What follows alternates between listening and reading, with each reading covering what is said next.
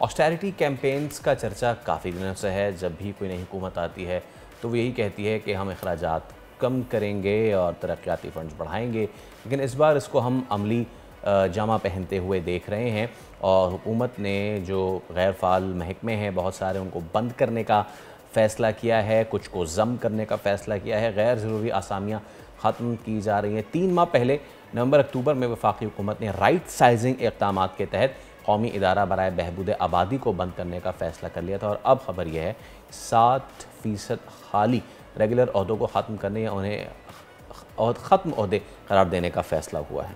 और वफाकी काबीना और वज़ीर आज़म की मंजूरी के बाद तकरीबन 1.5 लाख अहदों को ख़त्म भी कर दिया गया है। इन इक़दामात में तकरीबन 80 इदारों को अब कम करके 40 कर दिया गया है। इनमें 25 इदारों को बंद किया जाएगा, 20 को कम किया जाएगा और 9 को ज़म किया जाएगा।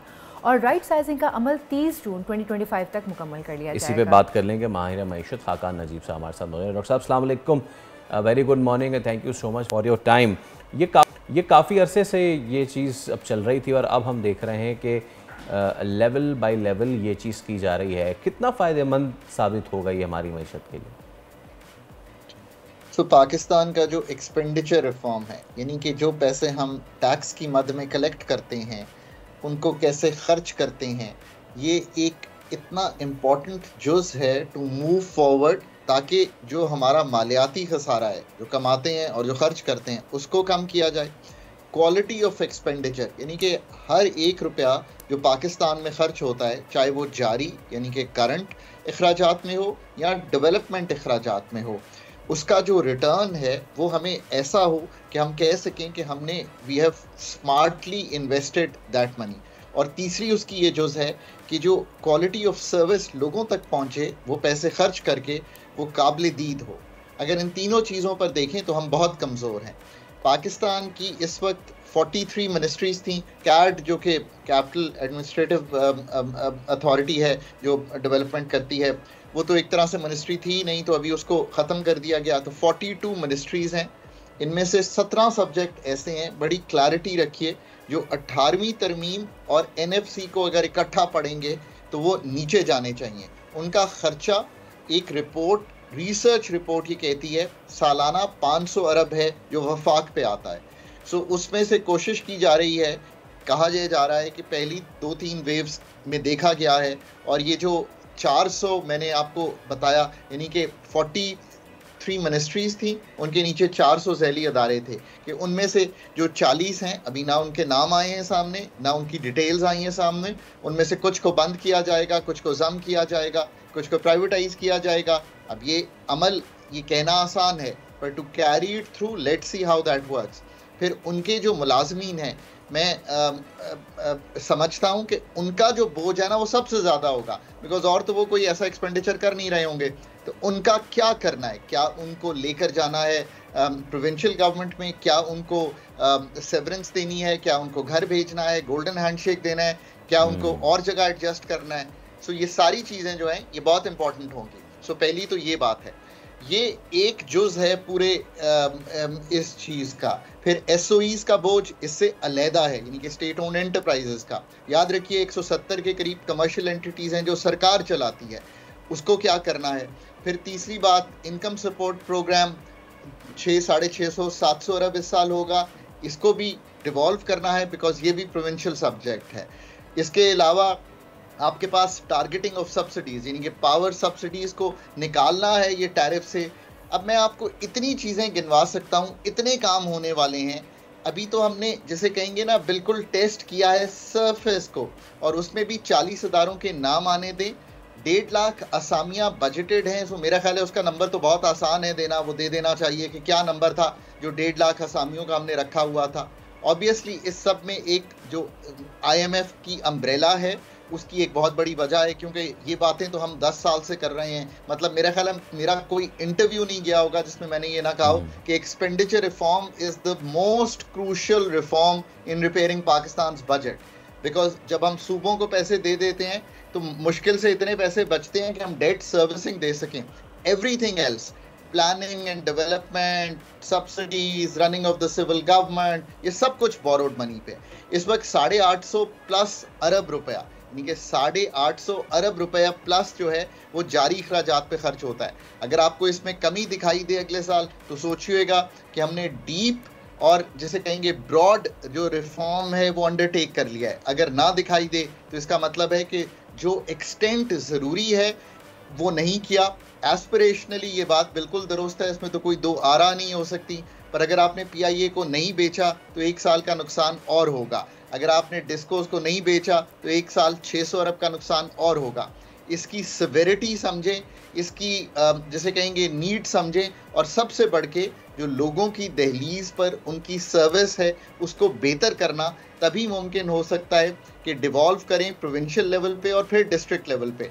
ये सारा प्रोसेस चूंकि होगा तो फिर आपको गवर्नेंस भी बेहतर होती हुई दिखाई देगी। Can we do all this?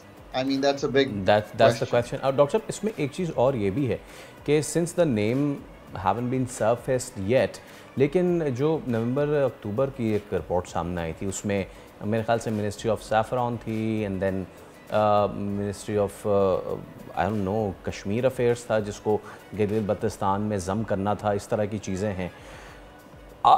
हम उन वाइट एलिफेंट्स को प्रॉपर टारगेट करने में कामयाब हुए हैं कि जहां वाक़ियतन हमें ज़रूरत है, या फिर हम सिर्फ जस्ट जो थी खाना पूरी कर रहे हैं? ये देखिए ना, यही तो बात है। जब तक सारी डिटेल्स इसमें तो बहुत जुज़ियात में जाकर आई थिंक एक वाइट पेपर अभी तक का अगर आ जाए सामने जिसमें लिखा हो कि ये 40 हैं, इनमें से इतने एम्प्लॉयज़ थे, इतने घर चले गए हैं, या इतने गोल्डन हैंडशेक लेके चले गए हैं, या इतने जम हो गए हैं, या इतनी लेयर्स कट गई हैं, 1 से 16 क्या हुआ है और फिर 17 से 22 क्या हुआ है। ये 2 फ़र्क कैटेगरीज हैं, ये भी याद रखिए। 1 से 16 are administrative supportive staff and then we come to are the more executive staff. तो उनमें क्या कमी आई है, किसको जॉब्स को काटा गया है। ये जो 1.5 लाख असामियाँ ये अनफिल्ड हैं, ये पहले 70-80 होती थी, वो बढ़ती रहीं। सो इसका इम्पैक्ट इसलिए नहीं है कि ये बजट आप चाहे कर दें, ये खर्चा तो नहीं होना। सो लेट्स सी कि ये डिटेल्स सामने आए। देखिए बड़े जो इस वक्त नुकसानात हैं, 600 अरब का नुकसान करेगा पावर सेक्टर। आप बता दें क्या करना चाहते हैं, ये तो एक बात होगी ना, ये बिल्कुल सामने। इसी तरह बाकी SOEs हैं, उनका क्या करना चाहते हैं। हुकूमत चलाने का खर्चा 850-60 अरब रुपया है, इस पर क्या कटौती 10-12-15% कटौती की जा सकती है। It's a big amount to think about. उसका एक फाइनेंशियल मॉडल बनना चाहिए कि उसका क्या करना है। फिर जो आप मतलब ओवरऑल नीचे देंगे प्रोविंसेस को। 17 सब्जेक्ट तो बड़े क्लियर है ना, उनमें तो कोई इंतज़ार की गुंजाइश ही नहीं होनी चाहिए। सिर्फ कहने का मकसद ये है कि aspiration to do what the authorities are saying is a very good aspiration. वो क्वालिटेटिवली यानी कि क्वालिटी कैसे इम्प्रूव करती है, और फिर क्वांटिटेटिवली जैसे आप फरमा रहे हैं कि क्या नंबर हैं। और एक बात तो अभी हमने की नहीं कि डेवलपमेंट बजट जो है, जो कि 1100 अरब के करीब है, उसके खर्चे को कैसे बेहतर करना है। इसका क्या मतलब है? इसका मतलब ये है कि अगर आप 10, 12, 13 ट्रिलियन यानी कि 13,000 अरब रुपए के प्रोजेक्ट्स चला रहे हैं और वो कंप्लीट अगले 10-12 साल में होने हैं, तो यार you seriously need to stop doing new projects, यानी कि नए प्रोजेक्ट्स किल कीजिए।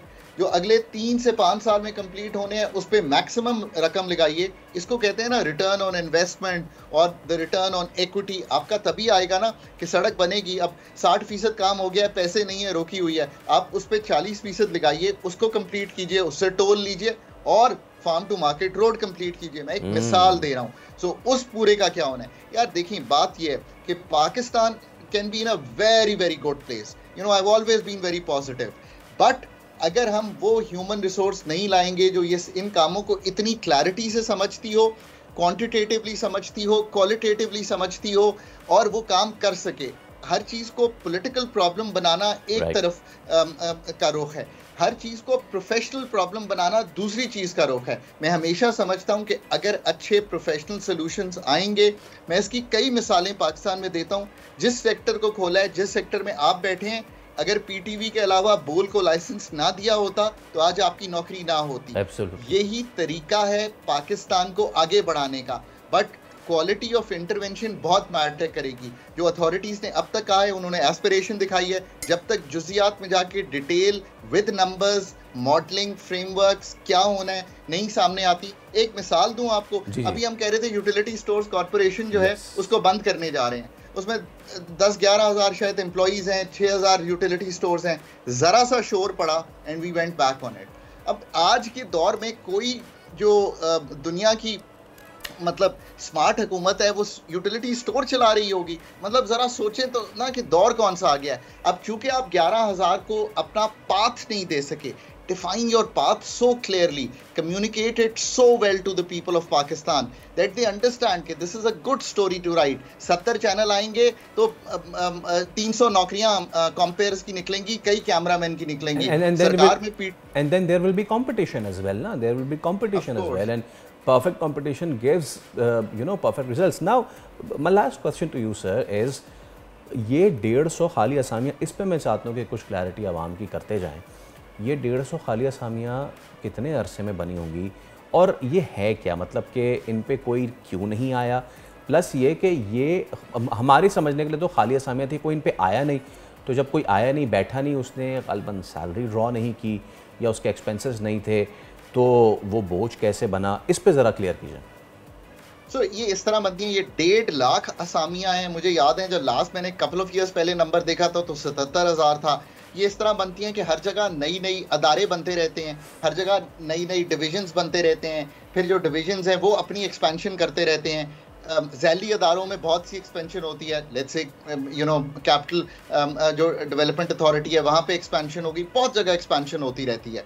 और फिर उसके बाद एडवर्टाइजमेंट होता है, फिर कोर्ट स्टे हो जाता है, एडवर्टाइजमेंट होता है, बोर्ड नहीं मीट करता, ये वाली स्टोरी है कि हम अच्छा HR तो कभी हायर कर नहीं पाते, तो ये पड़ी रहती हैं असामियाँ। इनका बोझ इस तरह से है कि जब हम बजट बनाते हैं अपना, तो हम सारी जो असामियों का बजट बनाते हैं वो टोटल असामियों का बना लेते हैं कि जी ये टोटल असामियाँ हैं पाकिस्तान की, सो हम उसको रख लेते हैं, पर वो खर्च नहीं करते हम कभी भी, ना पिछले साल ना उससे पिछले साल। सो ये पड़ा हुआ है, ये कहीं और खर्च हो जाता है। सो बोझ इस तरह से है कि बजट में है पर खर्च नहीं हो रहा, that is the story. But मैं फिर कहता हूँ कि HR अच्छी लाना इज द स्टोरी।